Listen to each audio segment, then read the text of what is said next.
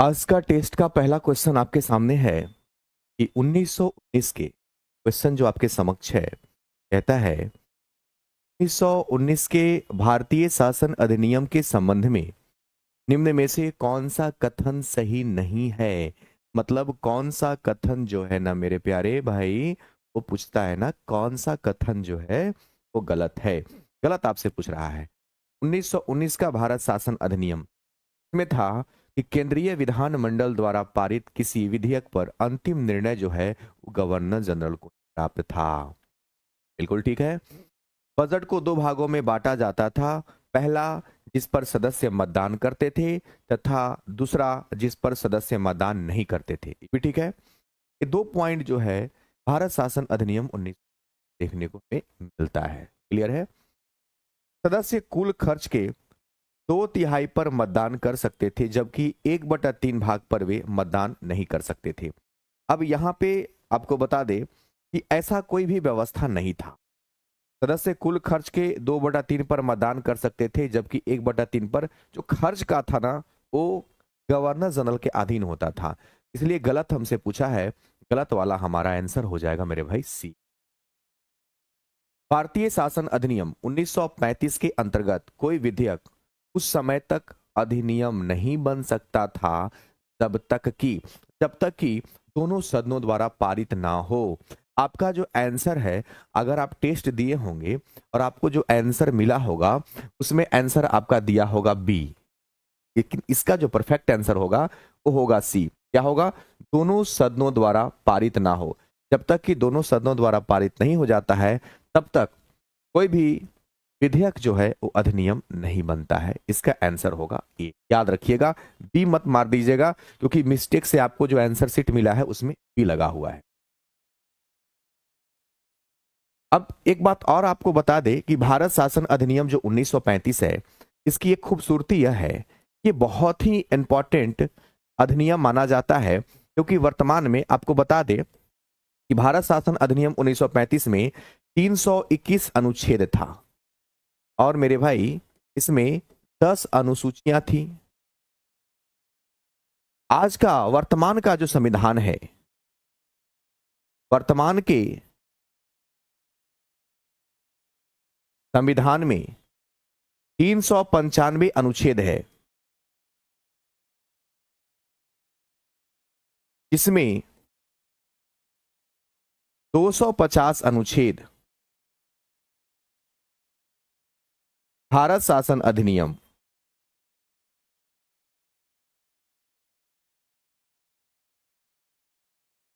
1935 से लिया गया है। याद रखिएगा कि भारत शासन अधिनियम में 321 अनुच्छेद था, जिसमें से आज के वर्तमान में जो भारत का संविधान है उसमें 250 अनुच्छेद मामूली परिवर्तन करके जोड़ दिए गए थे। इस बात को आप याद रखिए। संविधान के कार्य के संबंध में दिए गए कथनों में कौन सा कथन सही नहीं है। मतलब कौन सा कथन जो है वो गलत है। कौन सा कथन सही नहीं है का मतलब क्या हुआ मेरे भाई? कौन सा कथन गलत है? तो समाज में न्यूनतम समन्वय व विश्वास हेतु बुनियादी नियमों का सही उपलब्ध कराना, निर्णय लेने वाली संस्था को सुनिश्चित करना, यह सुनिश्चित करना कि सत्ता में अच्छे लोग आए, ये वाला जो है वो गलत है। संविधान के कार्य में, संविधान में यह आप सुनिश्चित नहीं कर सकते हैं कि अच्छे लोग आए, ये कथन क्या है? गलत है। संविधान के कार्य के संबंध में दिए गए कथनों में कौन से कथन गलत है?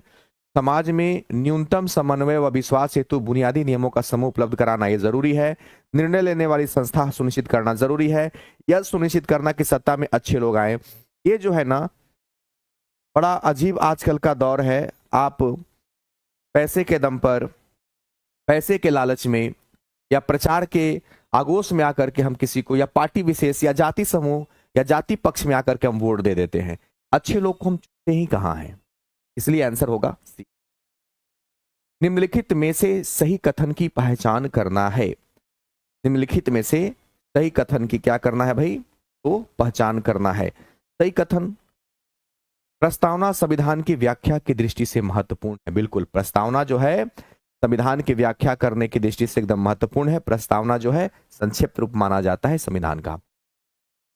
प्रस्तावना में वर्णित जो उद्देश्य है सरकार द्वारा क्रियान्वित नहीं किए जाने पर उसे न्यायालय में चुनौती नहीं दी जा सकती है। ये भी सही है। प्रस्तावना में जो उद्देश्य है, अगर सरकार उसको क्रियान्वित नहीं करता है तो उसको न्यायालय में चुनौती नहीं दिया जा सकता है।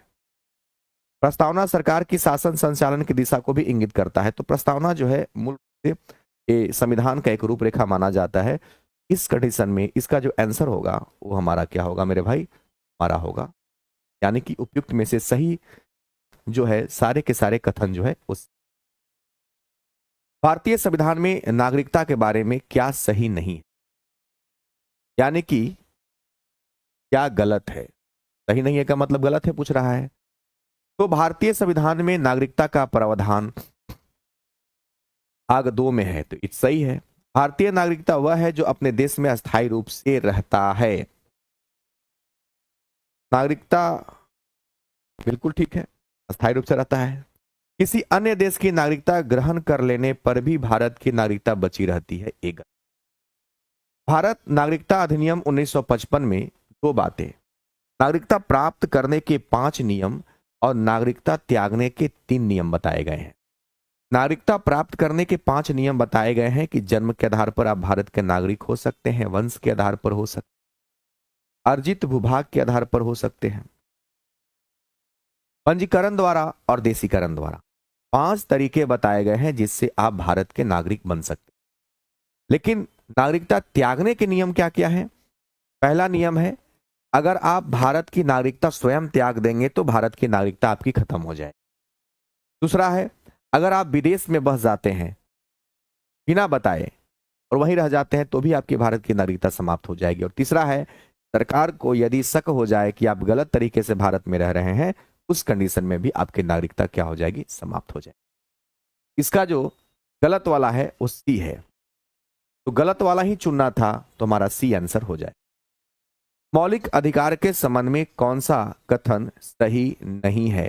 सही नहीं है का मतलब होता है कौन सा कथन जो है वो गलत है, गलत आपको चुनना है।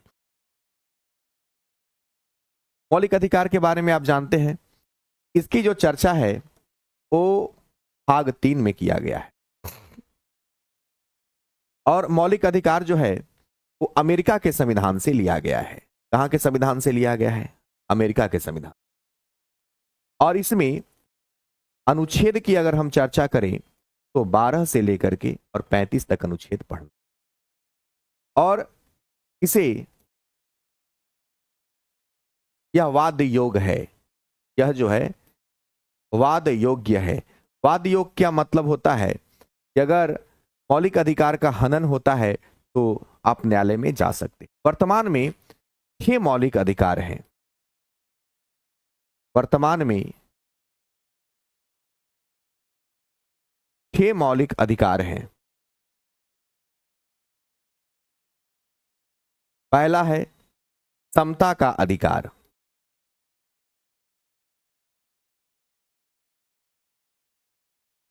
दूसरा है स्वतंत्रता का अधिकार,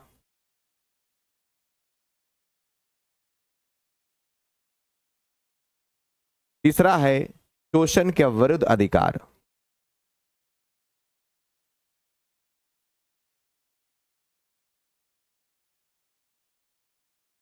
चौथा है धार्मिक स्वतंत्रता का अधिकार,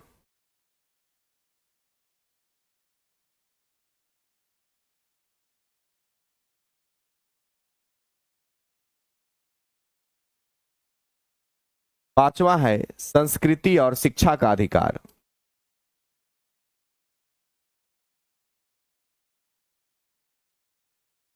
छठा है संवैधानिक उपचारों का अधिकार,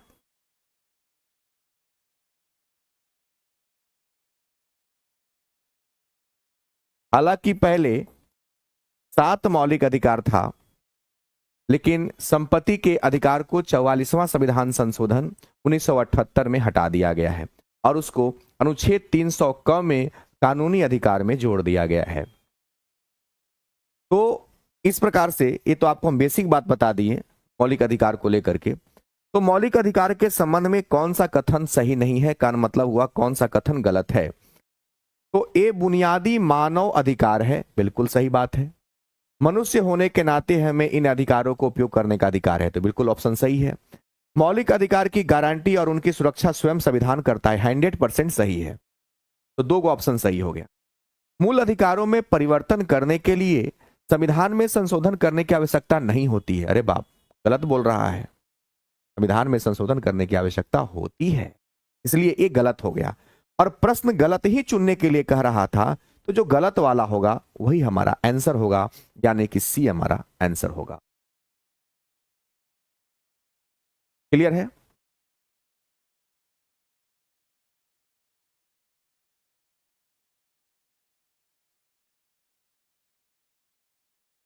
चलिए मनीष कुमार मिश्रा, अब तो मेहनत करने की जरूरत है आपको, थोड़ा प्रयास कीजिए आप।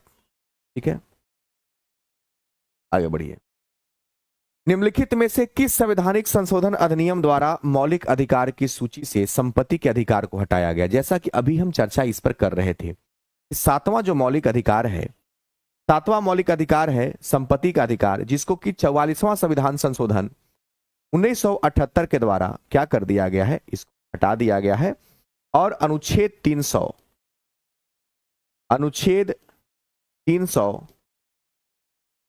क में जोड़ दिया गया है। इस बात को याद रखिए।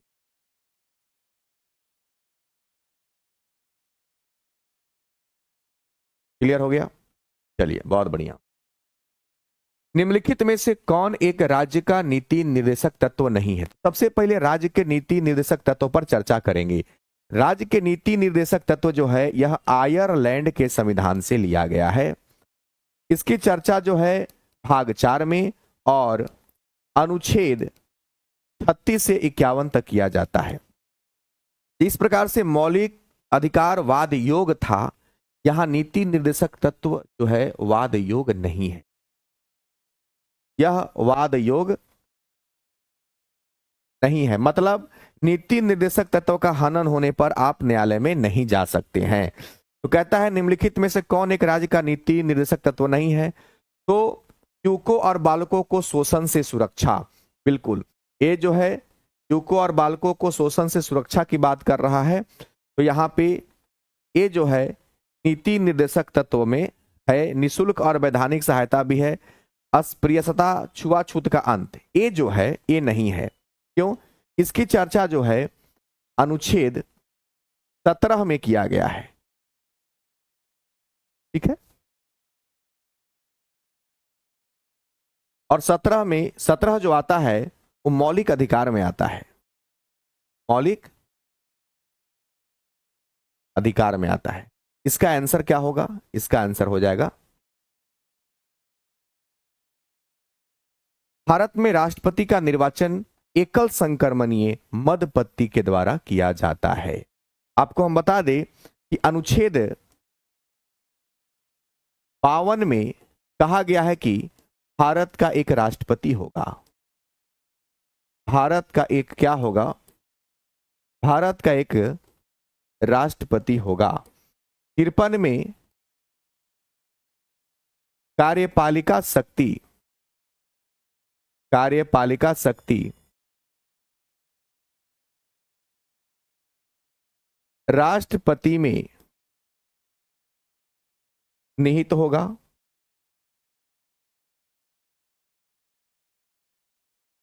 अनुच्छेद 54 में राष्ट्रपति के निर्वाचन की बात की गई है और 55 में जो निर्वाचन की रीति है, यानी कि किस पद्धति से होता है, तो किस पद्धति से होता है? तो एकल संक्रमणीय मत पद्धति से। 56 में इनके कार्यकाल की बात की गई है। कार्यकाल कितना होता है? 5 वर्ष का होता है। 57 में पुनः निर्वाचन की बात की गई है। पुनः निर्वाचन का मतलब हुआ कि दोबारा चुन करके आ सकते हैं। 58 अनुच्छेद में योग्यता की बात की गई है, जैसे ये भारत के नागरिक होना चाहिए। योग्यता में उम्र 35 वर्ष होना चाहिए, लाभ के पद पर नहीं होना चाहिए, लाभ के पद पर नहीं होना चाहिए, पागल और दिवालिया नहीं होना चाहिए, पागल और दिवालिया नहीं होना चाहिए, आया बात समझ में?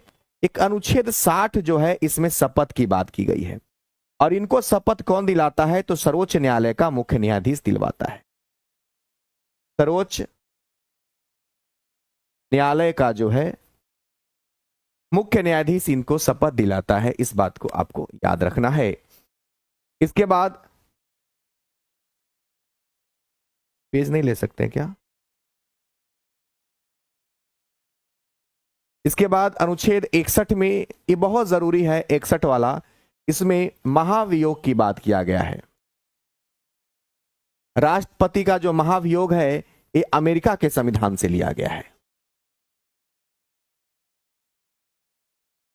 राष्ट्रपति अनुच्छेद 123 के तहत अध्यादेश भी जारी कर सकते हैं। बहुत सारी बातें इसमें लिखा जा सकता है। अभी वर्तमान में 15वां राष्ट्रपति है। पहला राष्ट्रपति थे डॉक्टर राजेंद्र प्रसाद, दूसरा थे सर्वपल्ली राधाकृष्णन, तीसरा थे डॉक्टर जाकिर हुसैन, चौथा थे वीबी गिरी, पांचवा फखरुद्दीन अली अहमद थे, छठा नीलम संजीव रेड्डी थे, सातवां थे ज्ञानी जैल सिंह, आठवां थे वेंकट रमन, नवां थे शंकर दयाल शर्मा, 10वां थे के आर नारायण, 11वां अपना missile man APJ Abdul Kalam, 12वां कोई विमान चलाने वाली प्रतिभा देवेसी पाटिल, 13वां थे प्रणब मुखर्जी, 14वां थे रामनाथ कोविंद, और वर्तमान में 15वां राष्ट्रपति है द्रौपदी मुर्मू। ये था राष्ट्रपति को लेकर के। तो याद रखिएगा कि भारत में राष्ट्रपति का जो निर्वाचन किया जाता है वो एकल संक्रमणीय मतपति के द्वारा किया जाता है। राष्ट्रपति राष्ट्रीय आपातकाल की घोषणा करता है। ये जो आपातकाल वर्ड है, आपातकाल जो वर्ड है, आपातकाल जो वर्ड है, इसके बारे में आपको बता दें, इसकी चर्चा जो है वो भाग 18 में किया गया है। और आपातकाल यह जर्मनी के संविधान से लिया गया है। जर्मनी के संविधान से यह आपातकाल वर्ड लिया गया है। आपात 3 प्रकार के होते हैं। अनुच्छेद 352 में राष्ट्रीय आपात की बात की गई है। 356 में राष्ट्रपति शासन की बात की गई है। 360 में द्वितीय आपात की बात की गई है। अगर हम थोड़ा चर्चा करें राष्ट्रीय आपात पर, 1962 में पहला बार राष्ट्रीय आपात लगा था जब भारत का चीन के साथ युद्ध हो रहा था। ठीक है ना? भारत का चीन के साथ जब युद्ध हो रहा था। 1971 में जब भारत का पाकिस्तान के साथ युद्ध हो रहा था, और 1975 में जब देश में आंतरिक कलह था। तो ये 3 बार आंतरिक कलह लगा। राष्ट्रपति शासन तो हमेशा ही चलते रहता है। और वित्तीय आपात एक ऐसा आपात जो भारत में आज तक नहीं लगा। क्वेश्चन बहुत पूछा जाता है, एक ऐसा आपात जो अभी तक एक बार नहीं पूछा, एक बार भी अभी तक भारत में नहीं लगा है। क्लियर है? तो राष्ट्रपति जो है राष्ट्रीय आपातकाल की घोषणा करते हैं जब बाहरी आक्रमण देश पे हो रहा होता है, जब हथियार विद्रोह की आवश्यकता महसूस होती है कि देश में होने वाला है, और युद्ध के आधार पर, यानी कि तीनों के तीनों जो ऑप्शन है वो हमारे सही हो जाएंगे इस कंडीशन में। सारे पॉइंट को अच्छे से याद रखना है। क्लियर है?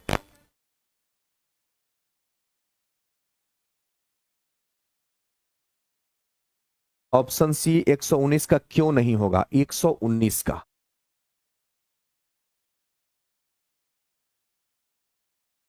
अनुपातिक मत प्रणाली इसमें इसलिए नहीं होगा। पहली बात, अनुपातिक मत प्रणाली के बारे में आपको एक बात जानना है होता क्या है अनुपातिक मत प्रणाली? अनुपातिक मत प्रणाली का मतलब होता है लोकसभा, राज्यसभा और विधानसभा के द्वारा जो वोट का वैल्यू होता है इक्वल माना जाना। लेकिन राष्ट्रपति के केस में चूंकि विधायक भी वोट में भाग लेते हैं और हर राज्य के विधानसभा का जो वैल्यू होता है पद का वो अलग अलग होता है। यूपी में कुछ अलग सीट है, इसीलिए अनुपात वर्ड इसमें हम यूज नहीं करेंगे। हाँ, अनुपात वर्ड हम यूज करेंगे तब जब हम लोकसभा और राज्यसभा का सीट का वैल्यू राष्ट्रपति के लिए, जब राष्ट्रपति के लिए ही जब लोकसभा और राज्यसभा के सीट का वैल्यू माना जाता है उस समय दोनों को इक्वल माना जाता है, लेकिन इसमें विधानसभा भी इसमें अपना योगदान भूमिका निभाता है। इस कंडीशन में इस वर्ड को यूज करना सुटेबल नहीं माना जाएगा। क्लियर है? चलिए आगे बढ़ते हैं। राज्यसभा के अस्थाई सदन, राज्यसभा को जो है अस्थाई सदन कहते हैं क्यों? पहली बात, राज्यसभा का जो गठन है वो भारत में हुआ है 3 अप्रैल को और 1952 को। वर्तमान में 245 सीटों पर चुनाव होता है।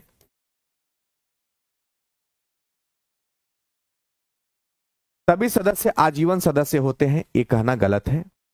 इसे भंग नहीं किया जा सकता है, बिल्कुल सही है, क्योंकि अस्थाई सदन है।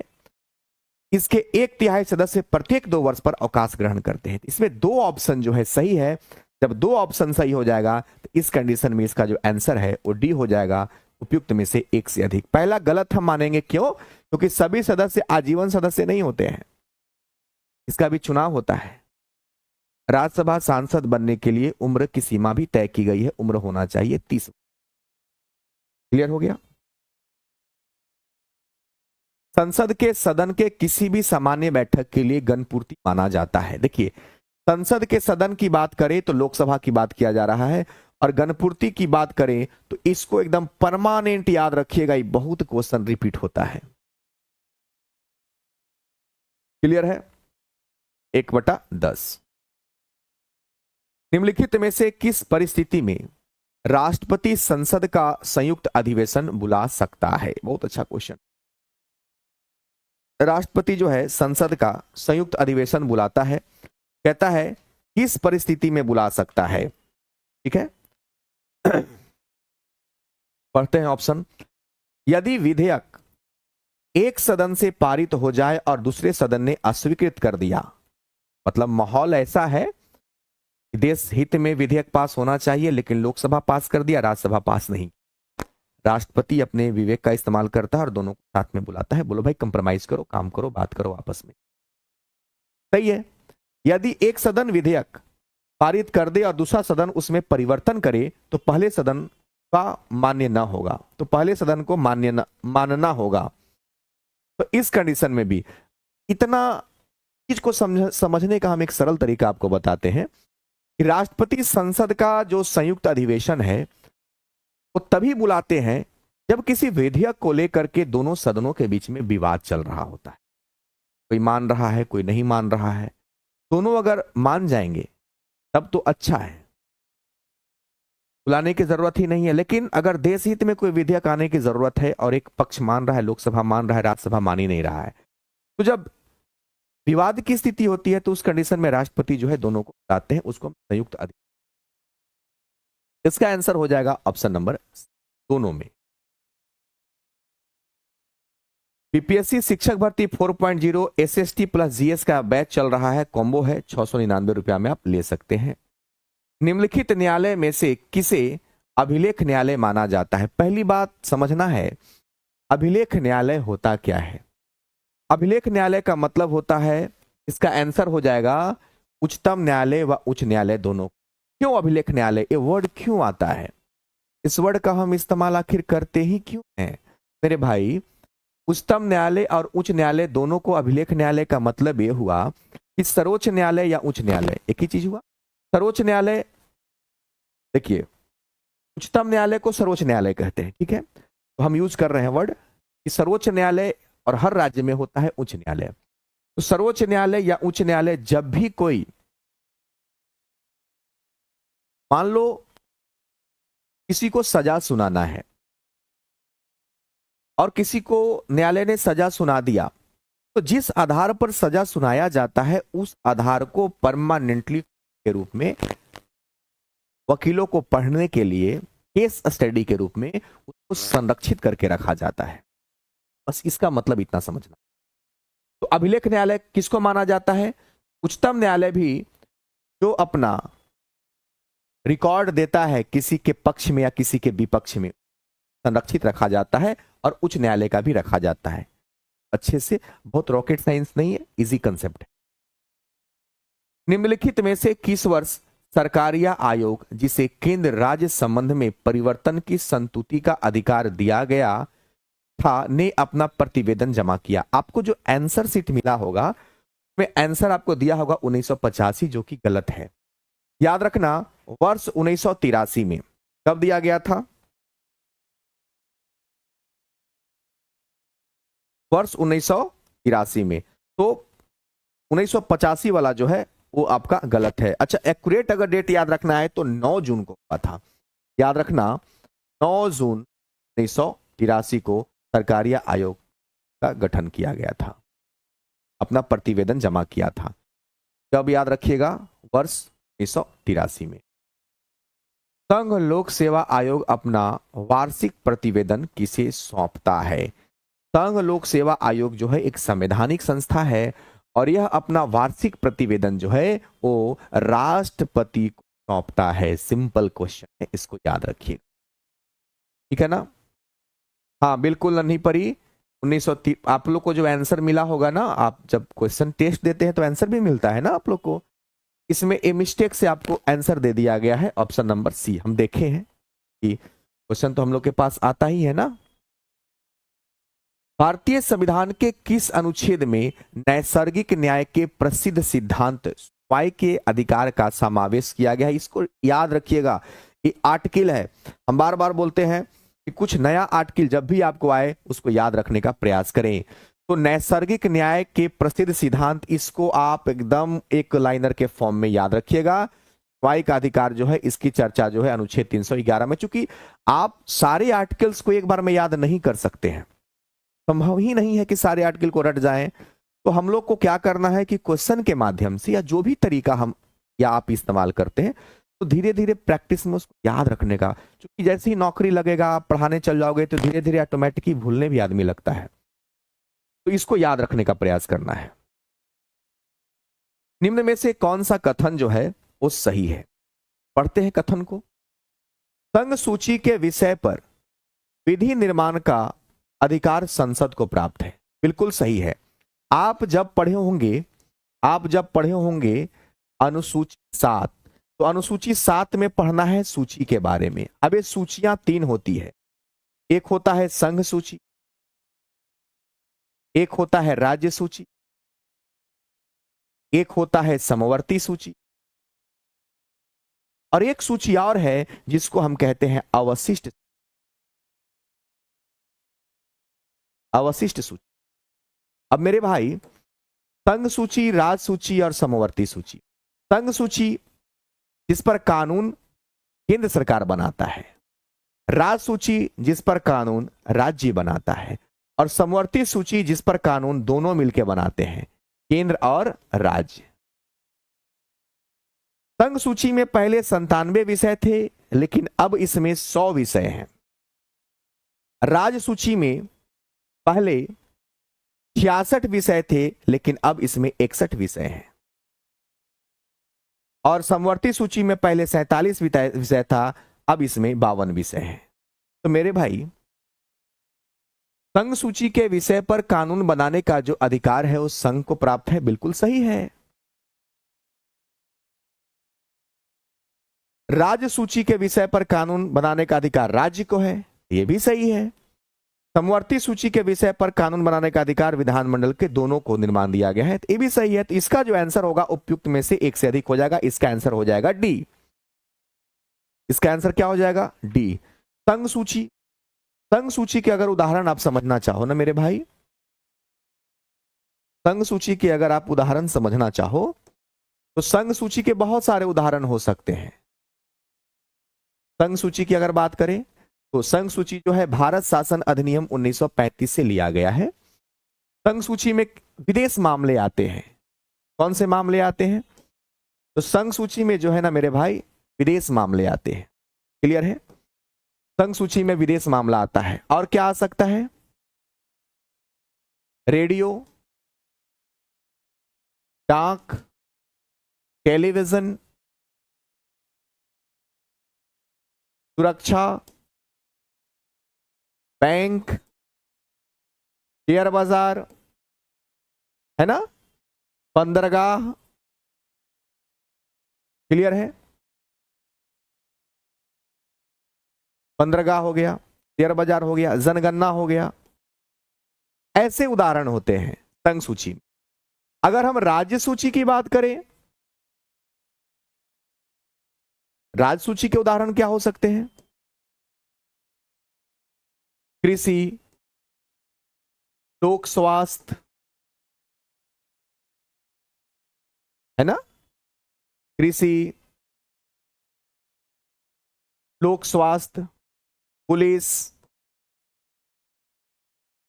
खेल, न्याय, सिंचाई, क्या हो सकता है? पशुपालन, मनोरंजन, पंचायती राज इत्यादि। अगर हम बात करें समवर्ती सूची की, अगर हम बात करें समवर्ती सूची, तो क्या हो सकता है? समाचार पत्र, उदाहरण समझ सकते हैं, समाचार पत्र क्या हो सकता है? समाचार पत्र हो सकता है। और क्या हो सकता है? विवाह हो सकता है। और क्या हो सकता है? डिवोर्स, विवाह विच्छेद जिसको कहते हैं, विच्छेद, लोक कल्याण इत्यादि बहुत सारा हो सकता है। एक था अवशिष्ट शक्ति, जो कि कनाडा से लिया गया है। अवशिष्ट शक्ति का उदाहरण क्या हो सकता है भाई? अवशिष्ट शक्ति का उदाहरण क्या हो सकता है जो कि कनाडा से लिया गया है? साइबर, सॉफ्टवेयर, जितना भी हार्ड डिस्क, इलेक्ट्रिक सामान। थोड़ा ज्यादा डिटेल में चले गए, इसको आप स्क्रीनशॉट लेना चाहें तो ले सकते हैं स्क्रीनशॉट। क्लियर है क्या? अगर आप चाहें तो इसका स्क्रीनशॉट ले सकते हैं। आगे बढ़ते हैं। संविधान की 8वीं अनुसूची में सिंधी भाषा को किस संवैधानिक संशोधन द्वारा शामिल किया गया? आपको हम बता दें कि जब संविधान बना था तो उसमें 8 अनुसूची, 8 ही अनुसूची था। 9वां जो अनुसूची था, पहला संविधान संशोधन हुआ था 1951 में। इसमें 9वीं अनुसूची को जोड़ा गया और इसमें रखा गया भूमि सुधार को। क्लियर है? ऐसे करके 12 अनुसूचियां आई। लेकिन क्वेश्चन कहता है कि 8वीं अनुसूची में सिंधी भाषा को किस संवैधानिक संशोधन द्वारा जोड़ा गया? तो हम भाषा पर बात कर लेते हैं। आपको बता दें कि अनुसूची जो 8 है, अनुसूची 8 में हमको भाषा के बारे में पढ़ना है। पहले 14 भाषाएं थी। पहले कितनी भाषाएं थी? 14। लेकिन अब 22 भाषा है। कितनी भाषा है? 22 भाषा। भाई मेरे, इसका मतलब हुआ कि 14 पहले था, 22 अभी है, मतलब 8 भाषा जोड़ा गया ना। 8 भाषा जोड़ा गया ना मेरे। अभी जो 8 भाषाएं जोड़ी गई वो कब कब जोड़ी गई? तो मेरे भाई याद रखने का कि सिंधी भाषा जो है ना, सिंधी भाषा जो है यह 1967 में जोड़ा गया और 21वां संविधान संशोधन करके जोड़ा।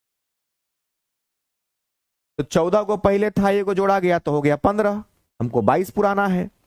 तो जोड़ा गया मणिपुरी, जोड़ा गया नेपाली, कोकनी, और ये सब कब जोड़ा गया? 1992 में जोड़ा गया 71वां संविधान संशोधन करके। इसके बाद 4 भाषाएं और जोड़ी गई। कौन कौन? एक था डोंगरी, एक था नेपाली, एक था बोडो, अब एक था कौन बताइए? अरे अपना के नाम भुला रहे हैं।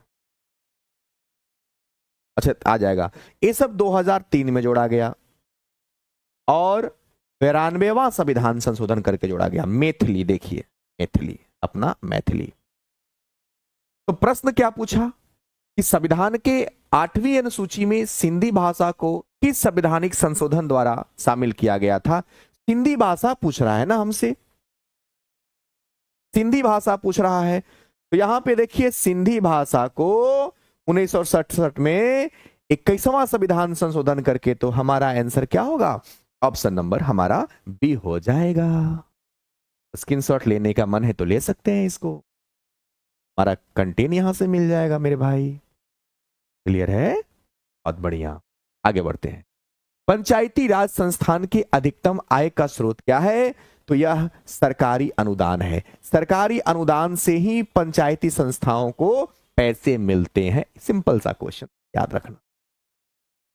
पंचायत के विघटन के उपरांत निम्नलिखित में से कौन सी समयावधि नए चुनाव कराने हेतु सही है? तो 6 माह के अंदर। अगर पंचायत किसी भी कारण से, पंचायत का मुखिया अविश्वास प्रस्ताव के माध्यम से या किसी तरह से अगर विघटित मर जाए या कुछ भी घटना घट जाए, अगर वो क्षेत्र खाली है तो 6 महीना के अंतर जो है ना मेरे भाई, चुनाव कराना अनिवार्य।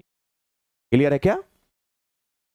अभी पंचायत की अगर हम बात करें, थोड़ा सा आप बोलोगे मेरे भाई, याद रखना कि पंचायत जो है ना, पंचायत की जो चर्चा है ना, वो हम लोग भाग 9 में करते हैं और अनुसूची 11 में। आपको हम बता दें कि 73वां संविधान संशोधन हुआ 1992 में और इसमें 11वीं अनुसूची को जोड़ा गया था और इसी 11वां अनुसूची में मेरे भाई रखा गया था पंचायत को। आपको जान के अच्छा लगेगा कि पंचायत में 29 विषय हैं। कितने विषय हैं? 29 विषय हैं। और बलवंत राय मेहता का नाम आप सुने होंगे। बलवंत राय मेहता को पंचायती राज्य व्यवस्था का वास्तुकार माना जाता है और रिपन को पंचायती राज्य व्यवस्था का जनक माना जाता है। पंचायती राज्य व्यवस्था त्रिस्तरीय है। ग्राम पंचायत 7000 की संख्या पर, पंचायत समिति 5000 की संख्या पर और जिला परिषद 7000 की संख्या पर। पंचायती राज्य व्यवस्था सबसे पहले 2 अक्टूबर 1959 को राजस्थान के नागौर जिला के बगदरी गांव में चालू किया गया था। 9 दिन के बाद 2 तारीख को तो राजस्थान के बगदरी जिला में चालू किया गया और 9 दिन के बाद 11 अक्टूबर 1959 को तत्कालीन प्रधानमंत्री पंडित जवाहरलाल नेहरू ने आंध्र प्रदेश में इसको पूर्ण रूप से लागू किया था। क्लियर है? संविधान में संशोधन नहीं किए जा सकते भाई, जनमत संग्रह से नहीं किए जा सकते।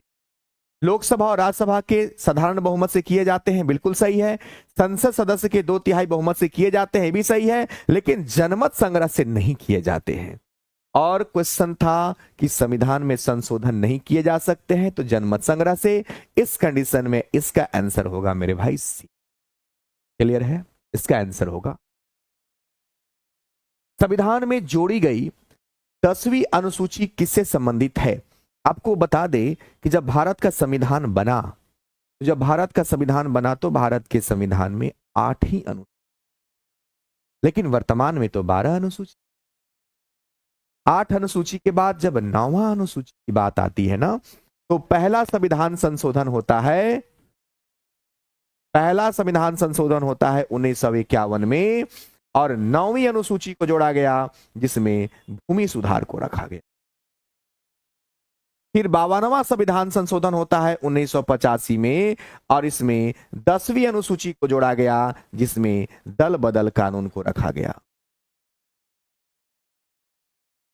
इसके बाद 73वां संविधान संशोधन होता है 1992 में और इसमें 11वीं अनुसूची को जोड़ा गया और इसमें रखा गया पंचायती राज्य व्यवस्था को। 74वां संविधान संशोधन 1993 में हुआ और 12वीं अनुसूची को जोड़ा गया, इसमें रखा गया नगर पालिका को। तो आपका जो आंसर मिला होगा, जो आंसर सीट मिला होगा, उसमें गलती से सी आंसर लिख दिया गया है, जबकि इसका क्या होगा? दल बदल के आधार पर अयोग्यता संबंधी प्रावधान, ऑप्शन नंबर बी। क्लियर है? प्रथम लोक चुनाव में कितने राजनीतिक दलों को राष्ट्रीय दल का दर्जा दिया गया था? तो जान के आपको अच्छा लगेगा, जब आम चुनाव हुआ था 1952 में, उस समय 14 राष्ट्रीय दल थे, लेकिन आज 2019 का डाटा कहता है कि 2019 में मात्र 7 राष्ट्रीय राजनीतिक दल है, मात्र 7। लेकिन जब पहला चुनाव हुआ था उस समय राष्ट्रीय दलों की संख्या 14 थी। और जान के आपको अच्छा लगना चाहिए, पहले 14 था। 1975 में तीसरे राष्ट्रीय आपातकाल की घोषणा की थी फखरू अली अहमद, भारत के 5वें नंबर के राष्ट्रपति थे। 1975 में इंदिरा गांधी की सरकार थी और उस समय आंतरिक कलह के आधार पर आपातकाल घोषित किया गया था। तो उस समय के राष्ट्रपति कौन थे? फखरू अलीदीन अहमद थे।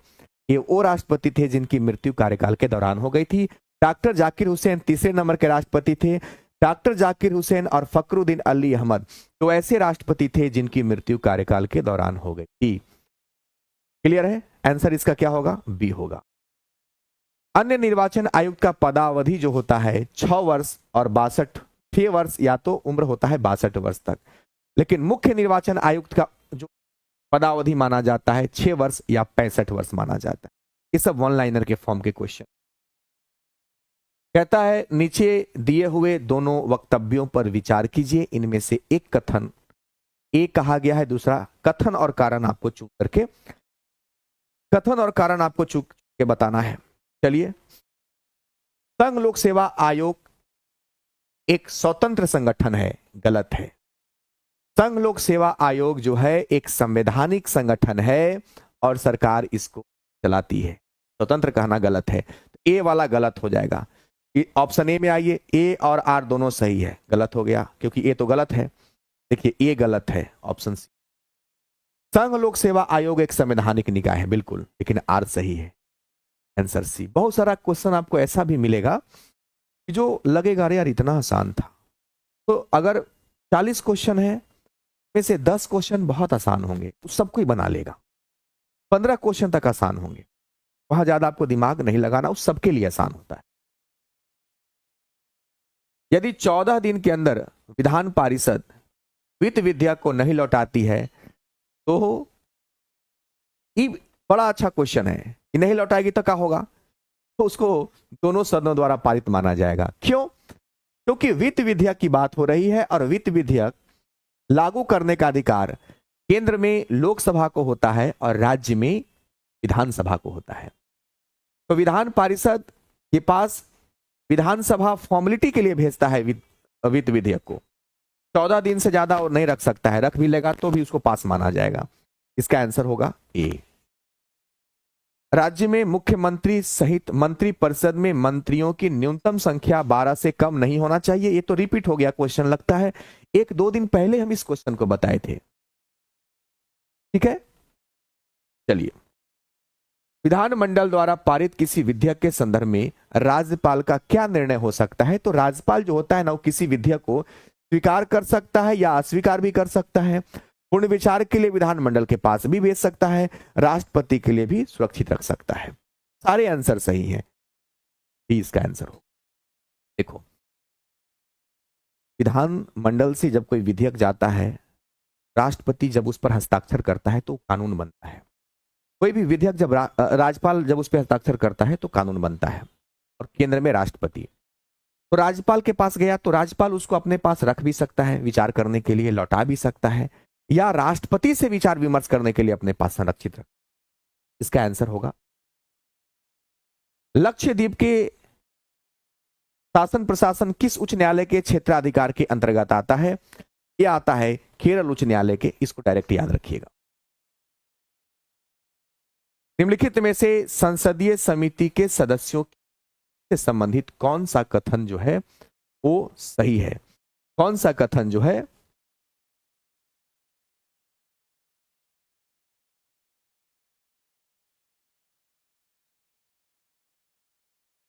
क्लास खत्म हो जाएगा के साथ क्वेश्चन है।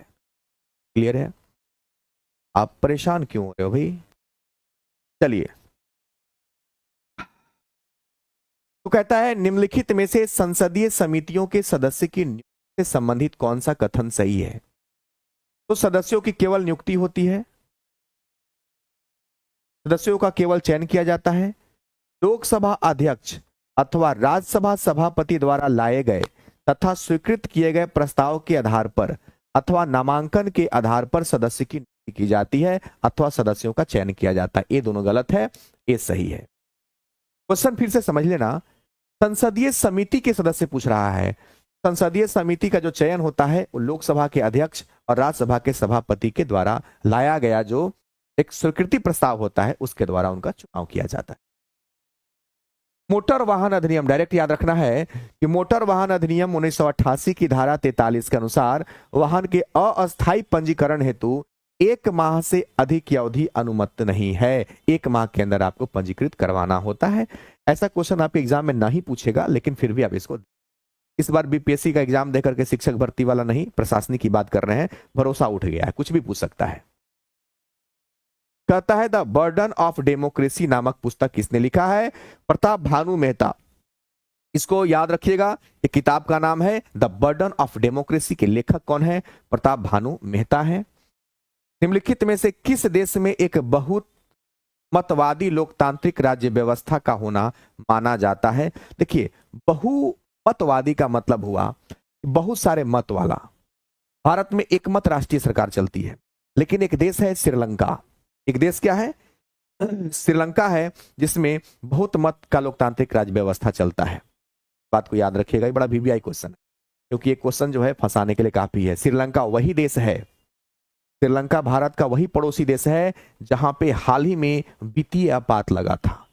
भारत एक ऐसा देश है जहां आज तक वित्तीय आपात नहीं लगा है, लेकिन श्रीलंका में वित्तीय आपात भी लगा, इसको याद रखना है। बहुदलीय व्यवस्था के बावजूद लंबे समय तक भारत में राजनीतिक परिदृश्य में कांग्रेस व्यवस्था का आधिपत्य बना रहा, यह किसने कहा था? एक कथन वाला क्वेश्चन आपको है, याद रखिएगा। ये जो कथन था रजनी कोठारी का था, तो इसमें हम कुछ नहीं कर सकते हैं, आप भी कुछ नहीं कर सकते हैं, एक कथन आपको याद रखना होगा। राष्ट्रीय महिला आयोग किसके द्वारा बनाया गया है? अच्छा क्वेश्चन है, याद रखिएगा। संसद द्वारा पारित अधिनियम के द्वारा इसको बनाया गया था। 31 जनवरी 1952 को इसका गठन हुआ था। 31 जनवरी 1992 को, 52 को नहीं, 92 को इसका गठन हुआ था। क्वेश्चन पूछा जाता है कि राष्ट्रीय महिला आयोग के प्रथम अध्यक्ष कौन थी? तो उनका नाम था जयंत पटनायक। 2 पॉइंट आपको एक्स्ट्रा याद रखना है। गठन हुआ था 31 जनवरी 92 को, और जयंत पटनायक जो थे वो राष्ट्रीय महिला आयोग के प्रथम अध्यक्ष रहे थे। निम्नलिखित में से क्या भारतीय संविधान की मुख्य विशेषता नहीं है? क्या मुख्य विशेषता नहीं है? क्या नहीं है भाई? भाई, प्रतिबंध न्याय तंत्र। क्या यहां का जो न्याय तंत्र है वो प्रतिबद्ध है? नहीं, प्रतिबद्ध नहीं है, स्वतंत्र ये नहीं है, विशेषता नहीं है, प्रतिबद्ध नहीं है। Answer C. अर्धसंघीय संरचना है, केंद्र सरकार राज्य सरकार को बांटा गया है, शक्ति का वितरण किया गया है केंद्र और राज्य के बीच में, ये दोनों ठीक है। ऑप्शन हमारा बी गलत हो जाए। राष्ट्रपति को उसके कार्यकाल की समाप्ति से पहले किसके सुझाव पर हटाया जा सकता है? इजी क्वेश्चन है, इसका जवाब दीजिए तो। राष्ट्रपति को उसके कार्यकाल की समाप्ति से पहले किसके सुझाव पर हटाया जा सकता है? देखते हैं कितने लोग सही जवाब देते हैं। कितने लोग सही जवाब देते हैं? कितने लोग सही जवाब देते हैं?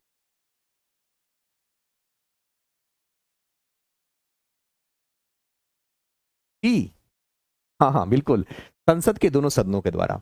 राष्ट्रपति को हटाने के लिए प्रोसेस है, संसद के किसी भी सदन के द्वारा राष्ट्रपति को हटाया जा सकता है, लेकिन उसके लिए 14 दिन पहले उनको लिखित सूचना देना पड़ता है, और जिस भी सदन से लिखित सूचना जाता है उस पर उस सदन के 1/4 सदस्यों का हस्ताक्षर होना चाहिए। इसके बाद 2/3 लोकसभा से और 2/3 राज्यसभा से प्रस्ताव पारित करके राष्ट्रपति को हटाया जाता है।